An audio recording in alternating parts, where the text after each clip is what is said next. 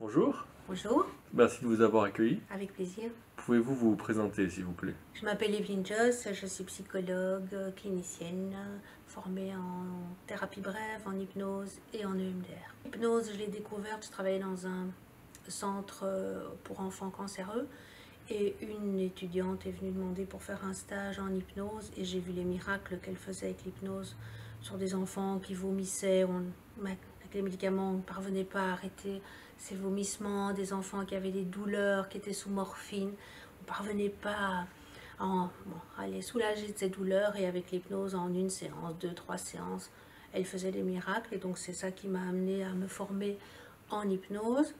L'hypnose est très proche aussi dans la conception de la thérapie brève et donc je me suis formée thérapie brève Palo Alto dans les suites, je dirais, logiques de l'hypnose et l'EMDR est arrivé, j'ai entendu parler de l'EMDR par un des formateurs qui était venu donner un séminaire en hypnose et je me suis formée. Donc moi je viens au départ en fait de la psychanalyse et j'ai pris beaucoup de distance par rapport à la psychanalyse quand j'étais en ex-Yougoslavie. Donc j'ai travaillé pendant la guerre en 92-93 en ex-Yougoslavie. J'étais dans un programme qui a, je dois le reconnaître, a donné des fruits, a porté ses fruits. Boris Cyrulnik parle de ce programme dans un de ses livres. Mais je trouvais quand même que la psychanalyse, elle était peu efficace, alors que bon, nous étions des psychanalystes sur place. En tout cas, j'ai l'impression que c'est plus ce qu'on a fait qui ne relevait pas de la psychanalyse qui a été efficace. Mais vraiment, en termes de psychanalyse, j'ai vu les limites claires. Je me souviens que le cas qui m'a fait basculer, c'est une petite gamine qui racontait qu'on avait immolé ses deux cousins par le feu. Et cette gamine avait 8 ans. Bon, avec la psychanalyse, je ne savais rien faire. Et donc, je pense que j'étais à la recherche, peut-être inconsciemment, mais en tout cas, dès que ça a été là, avec l'hypnose et cette stagiaire qui est venue faire son stage en hypnose en oncologie, c'était évident pour moi que les portes étaient ouvertes vers autre chose que la psychanalyse. Qu'est-ce que vous pouvez dire de l'hypnose actuellement, avec toute l'expérience que vous avez? C'est une technique très très très efficace pour énormément de problématiques différentes. Je pense que il y a autant d'hypnose qu'il y a d'hypnothérapeutes, donc ça peut effectivement être plus ou moins efficace en fonction de ce qu'on va mettre en place. Est-ce que vous avez publié des livres?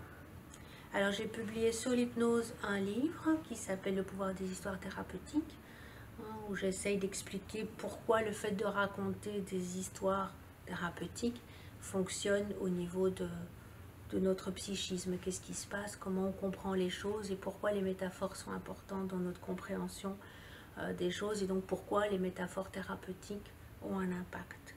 Y a-t-il des prochaines publications en vue?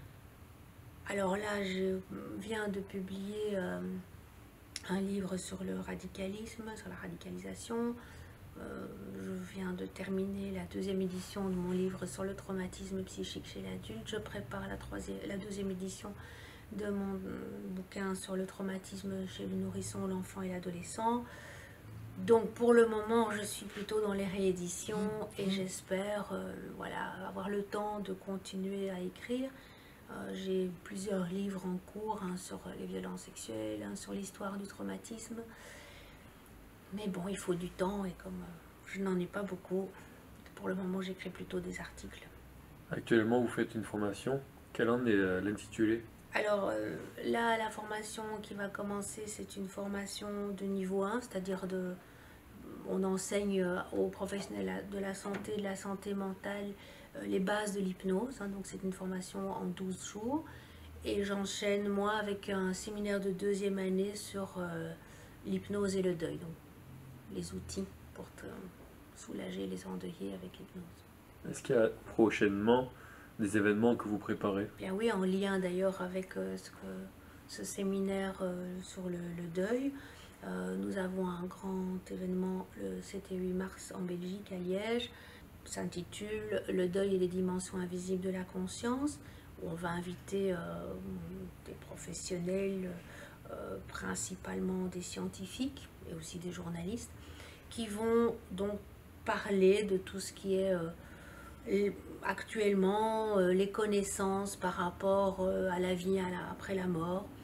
Et donc dans mes séminaires, j'enseigne quelque chose que fait d'ailleurs le docteur Jean-Jacques Charpentier et qui sera d'ailleurs un de nos intervenants, qui est la communication avec les défunts. C'est-à-dire que les personnes endeuillées qui viennent en thérapie, je les aide à rentrer en contact avec leur défunt en état hypnotique. Donc ce n'est pas moi qui parle à la place du défunt ou qui raconte ce que le défunt a dit comme le fait un médium, c'est vraiment la personne qui en hypnose va entrer en contact avec ses défunts. Que pouvez-vous dire aux personnes qui veulent pratiquer l'hypnose comme professionnel, mais aussi aux personnes qui veulent avoir des séances d'hypnose comme patients? Alors, je dirais que pour se former, c'est important de se renseigner parce qu'il y a énormément de formations en hypnose. Certaines sont très courtes et donc pas toujours très sérieuses. Certains font des publicités genre Groupon. Voilà, je pense qu'il faut quand même se renseigner sur... d'autres sont par contre très chers. Le mieux, c'est de se renseigner sur des groupes, sur Facebook, enfin voilà, tous les outils actuels, de savoir ce que les participants pensent des formations, parce que y a de tout, il y a à boire et à manger.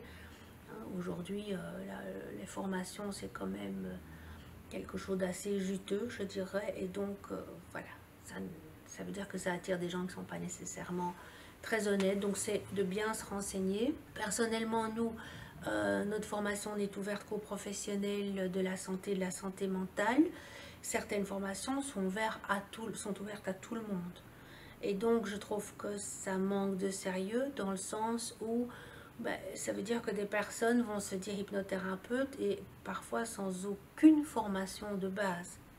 Nous, on a des secrétaires, alors c'est très très bien des secrétaires, mais je veux dire, c'est très éloigné de la santé mentale. J'ai un peu des craintes sur comment ces personnes vont dépister des personnes fragiles comme des psychotiques par exemple.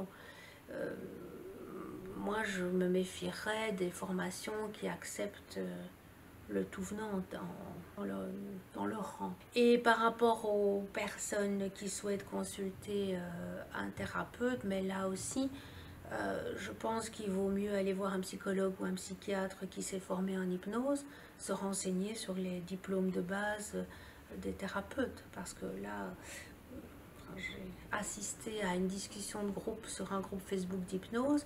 Il y avait des gens qui étaient peintres en bâtiment. C'est très bien d'être peintre en bâtiment, mais je pense que ces personnes n'ont pas les connaissances et les outils pour travailler avec la santé mentale.